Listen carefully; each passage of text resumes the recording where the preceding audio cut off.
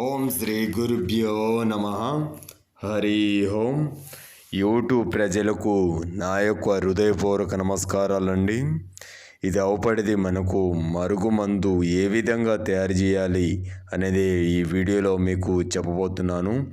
కొత్తగా మా ఛానల్ చూస్తున్న వారైతే సబ్స్క్రైబ్ చేయండి, లైక్ చేయండి, షేర్ చేయండి. ఇది మరుగుమందులో అతి ప్రధానమైన మొక్కండి. ఇది వీటికి కాయలు అనేది కాస్తాయి. ఆ కాయలతోని మనకు మరుగుమందు అనేది తయారవడం జరుగుతుంది. ఆ కాయలను అనేది మనకు నూరి మనకు ఈ విధంగా పక్కన చూస్తున్నారు కదా, ఈ విధంగా అనేది మనకు లిక్విడ్ అనేది జల్లెడ పెట్టుకుంటే లిక్విడ్ అనేది తయారయ్యడం జరుగుతుంది.